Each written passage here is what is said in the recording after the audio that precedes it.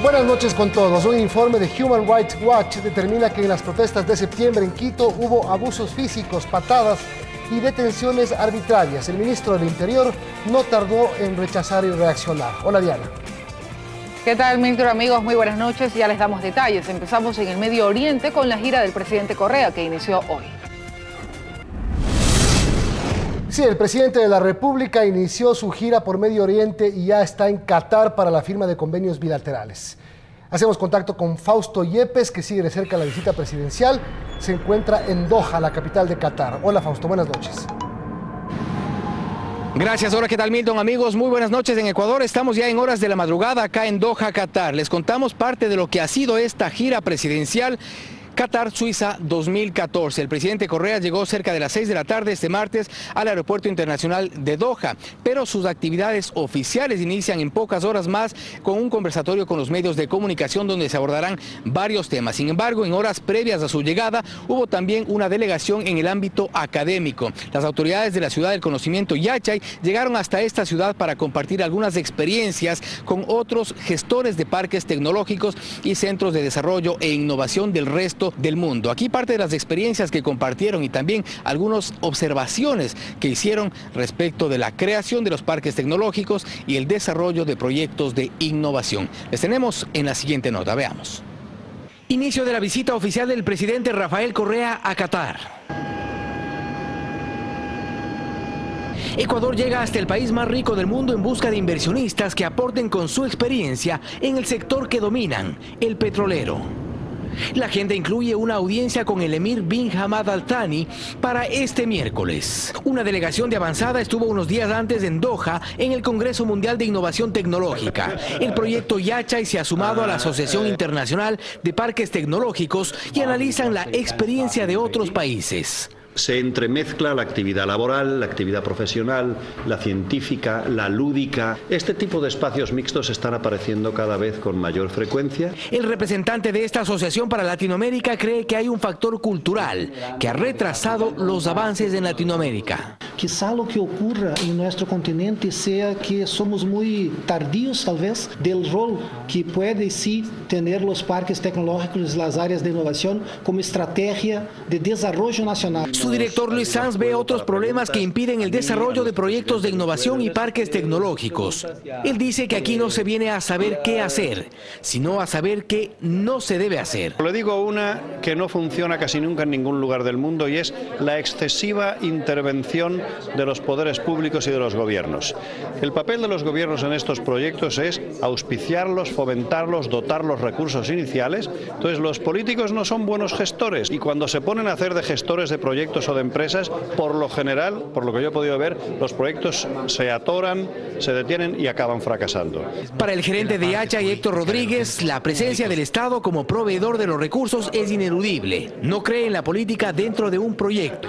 Evidentemente es una política de Estado que debe transgredir las fronteras de uno u otro gobierno. La parte estatal genera una plataforma de servicios. Aquí se valoran las experiencias y se aprenderá de los errores.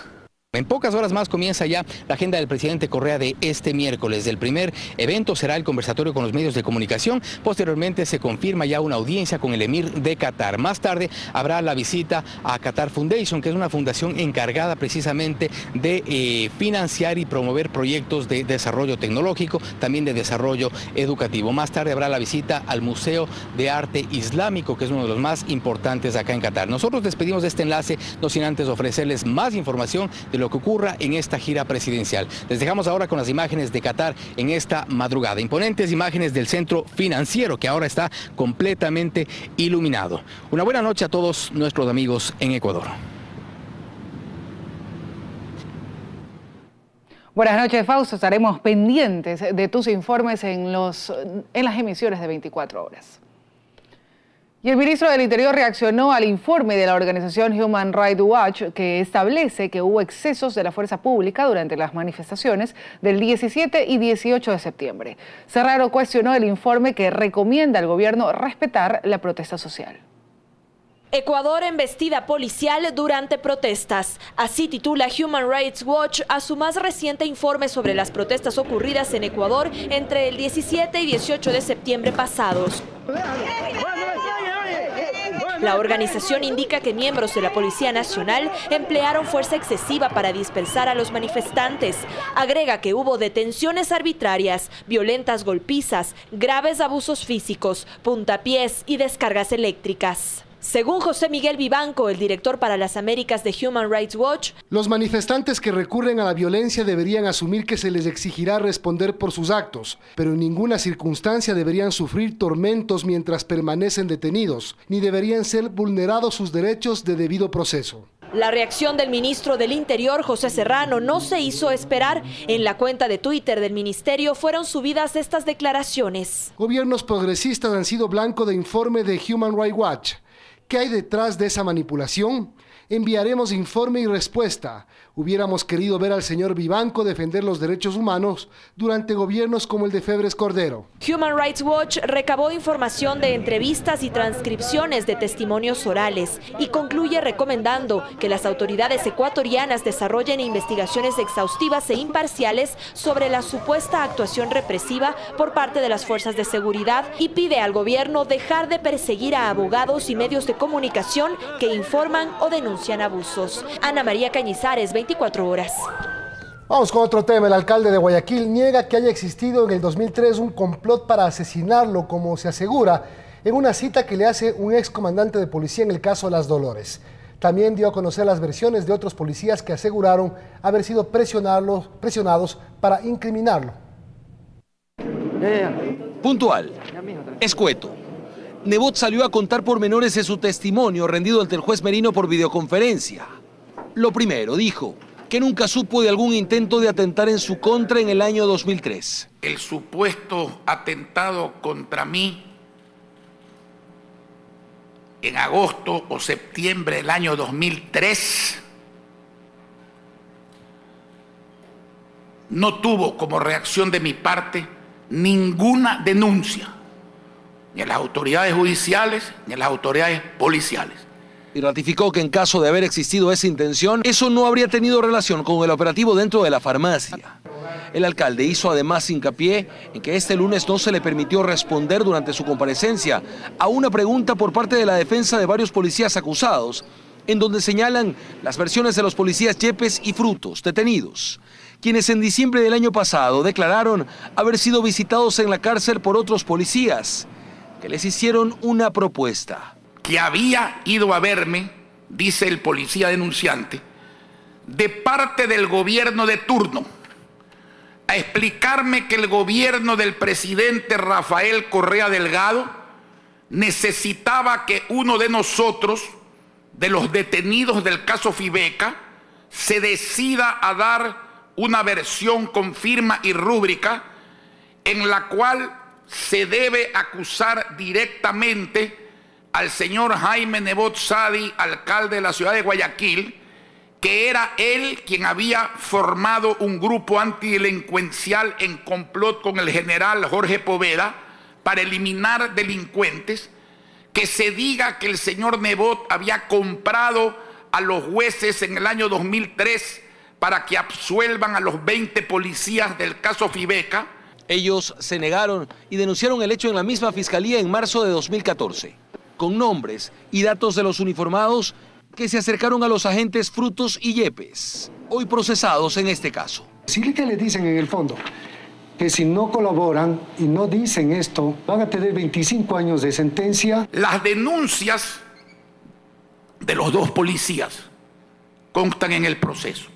Y sin responder preguntas de la prensa ni emitir juicios de valor, el alcalde de Guayaquil terminó su alocución dejando sembradas en la opinión pública sus dudas sobre estas versiones de dos involucrados en el proceso Las Dolores. ¿Esto significa la comisión de varios delitos o no?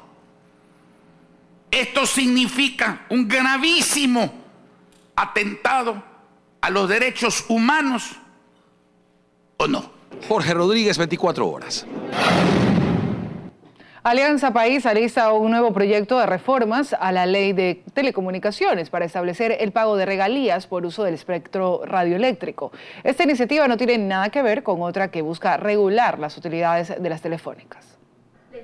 En la Asamblea existe revuelo por los recientes proyectos de reformas de ley y anuncios de que vendrán otros más por parte del presidente Correa. Este martes, Alianza País anunció que presentará una nueva propuesta de reformas a la ley de telecomunicaciones, esta vez para promover el pago de regalías por uso del espectro radioeléctrico. Vamos a establecer una tabla de acuerdo a quiénes son las operadoras, en este caso más dominantes, que tendrán un porcentaje más alto que a contribuir con el Estado ecuatoriano. La oposición tiene su propia lectura sobre este nuevo proyecto que prevé ser presentado. Ya no van por todas las utilidades de los trabajadores de las telefónicas. Poco a poco van a bajar la temperatura porque saben que si se agitan mucho las aguas, les será muy difícil retener el poder el año 2017. La pregunta en el legislativo es qué pasará con los proyectos que están en trámite y que corresponden a los ámbitos laboral y de telecomunicaciones. Bueno, en una ley se puede tratar todos los temas relacionados a la materia, que es un insumo más, será en el informe en donde se acoja o no. En otro tema, en la Asamblea se generaron reacciones sobre las críticas que hizo el contralor Carlos Polit al proyecto de enmiendas, específicamente las que tienen que ver con las funciones de esta institución, pues Polit considera que se limitan las capacidades de control y de seguimiento al uso de recursos públicos. No le pueden quitar a la Contraloría la capacidad de controlar, por eso se llama Contraloría, y debe controlar cuánto se gastó ¿y en qué se gastó? En este caso, la Corte Constitucional deberá tomar en consideración lo que el Contralor también plantea. En Quito, Ana María Cañizares, 24 horas.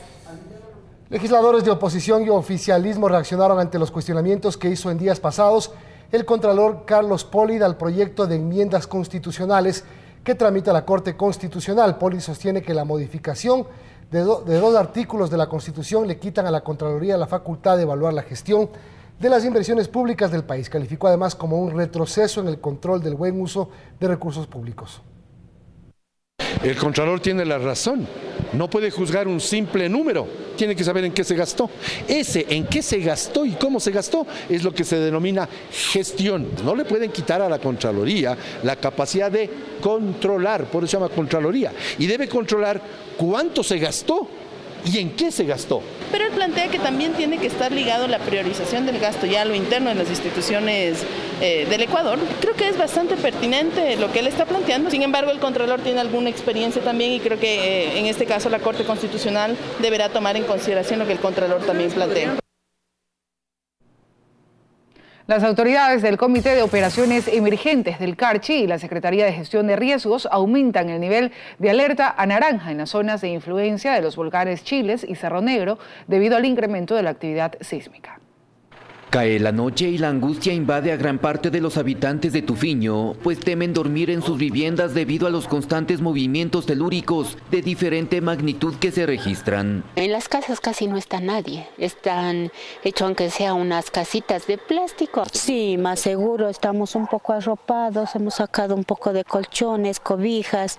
La preocupación es latente debido al número de réplicas, lo que llevó al Comité de Operaciones Emergentes a cambiar el nivel de alerta a naranja, para que la población se mantenga alerta ante cualquier adversidad. Que todos los COE se activen y que tengamos una actitud prudente. Estamos monitoreando con la Secretaría para ir retroalimentando a la ciudadanía. Mientras tanto, en Tufiño, niños, jóvenes y adultos prefieren dormir en carpas y albergues improvisados, mientras otros decidieron abandonar el lugar. Algunos familiares sí se han ido para las otras ciudades, han viajado hasta Ibarra, Quito.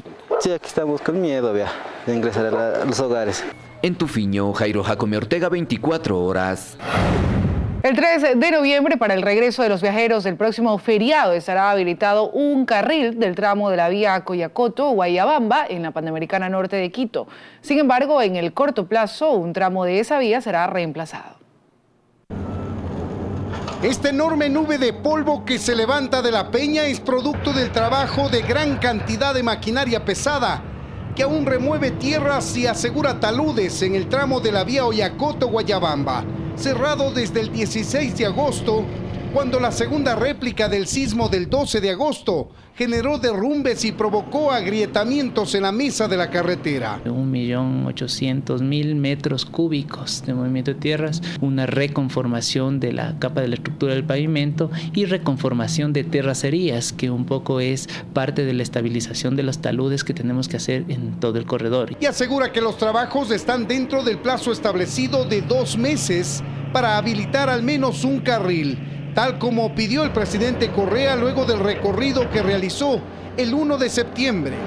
Vamos a habilitar el 3 de noviembre utilizando el corredor actual. Está trabajando la contratista con los frentes de trabajo necesarios, 24 horas al día, 7 días de la semana, para cumplir con esos plazos.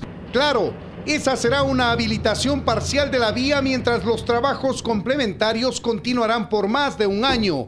Pues incluso está previsto reemplazar un tramo de casi 4 kilómetros de la vía actual por uno nuevo que irá hacia La Peña, justo por donde se ve circular a esta volqueta. Del kilómetro del 7 al 11, una ruta totalmente nueva, justamente porque hemos constatado, hemos verificado que la ruta antigua en este tramo sufrió afectaciones, sobre todo en su tema estructural. La obra total costará $83 millones y podría concluir en 2016. No obstante, la circulación, al menos parcial, empezará a habilitarse desde este 3 de noviembre, justo para el regreso de los viajeros del próximo feriado. En Quito, Freddy Paredes, 24 horas.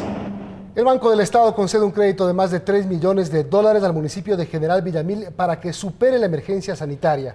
Las autoridades buscan responsables, pues aseguran que el percance que ha ocasionado daños ecológicos pudo evitarse. De los $3,5 millones, $1 millón deberá pagarlos el municipio de General Villamil Playas. El resto lo subsidiará el Estado. La situación es emergente y por ello este martes se firmó el convenio y el dinero ya fue desembolsado por el Banco del Estado. El tiempo al plazo del crédito es de 10 años. El dinero del crédito será usado para cambiar toda la red interna de alcantarillado, que corresponde al 70% del cantón. Esta será una solución a largo plazo y definitiva. Nosotros solucionamos el colector principal y más que nada la construcción de las cámaras. Han pasado ya 10 días desde que inició la emergencia, causada por el colapso de esta tubería ubicada a unas 6 cuadras de la playa. Esto ocasionó que las aguas servidas desemboquen en este esterillo que finalmente iba hacia el mar. La emergencia se hizo por 60 días. Vamos a reconsiderarlo para que ya no sea tan prolongada. Ahora las autoridades de la provincia buscan a un responsable, pues desde que se realizó esta conexión en 1998, es decir, hace 16 años, jamás se realizó el mantenimiento de las tuberías. Actualmente un delegado del Ministerio del Ambiente recoge los daños que ha causado este problema al ecosistema. Los colectores están completamente tapados en algunos casos y en otros casos tan solo permite el paso de un 30% del fluido. Las responsabilidades de las que hubiera lugar, caiga quien caiga, porque si eso es cierto es muy grave y el daño se pudo prever. Las autoridades de Playas planean en 2 o 3 años hacer un nuevo crédito, esta vez para dotar al 30% de la población que aún falta por tener el servicio de alcantarillado.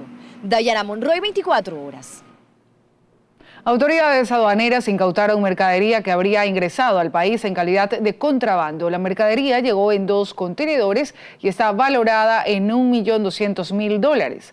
La declaración aduanera hacía referencia a la importación de aceites y lubricantes, pero lo que se encontró fue ropa usada, decenas de zapatos, cosméticos y artículos tecnológicos. El Servicio Nacional de Aduana informó que en lo que va del año el valor de las aprehensiones de mercancía ilegal asciende a $23 millones. El alcoholismo, la violencia intrafamiliar, la depresión y el suicidio dentro de las filas policiales preocupa a sus autoridades, que hoy emprenden programas de ayuda psicológica para sus miembros. Veamos.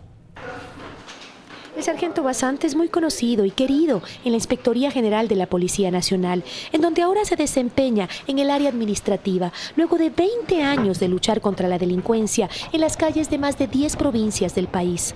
Si bien dejar las calles no fue su voluntad, su enfermedad lo obligó a entregar su arma y a trabajar ahora detrás de un escritorio. Tengo una enfermedad llamada alcoholismo. Una enfermedad que hoy despierta las alertas en las filas policiales, luego de una investigación interna que reveló que el alto consumo de alcohol entre los miembros de la Policía Nacional es uno de los principales detonantes para los preocupantes índices de violencia intrafamiliar, depresión y suicidios dentro de la institución policial. El alcohol les transforma, o sea, cambia su personalidad. Era obviamente un calvario porque llegaba y solo a tomar y a tratar mal, no era justo. Según las autoridades policiales, las circunstancias en las que desempeñan su labor los hace fácil presa de estos problemas. El trabajo o el desempeño de su trabajo lejos de casa, yendo desde accidentes de tránsito, homicidios, escenarios muchas veces difíciles psicológicamente de asimilarlos. Desde 2010, 37 policías se quitaron la vida en el país. Las provincias con más índice de suicidios de policías son primero Pichincha, luego Guayas y en tercer lugar Sucumbíos. Y los criterios clínicos determinados en el informe fueron la depresión, la ansiedad y la falta de control. Si bien esta es una situación dura para la Policía Nacional, la institución decidió enfrentarla y creó un departamento de control de confianza en donde, como al sargento Basante, todos los policías en servicio activo son evaluados psicológica y psiquiátricamente de manera periódica,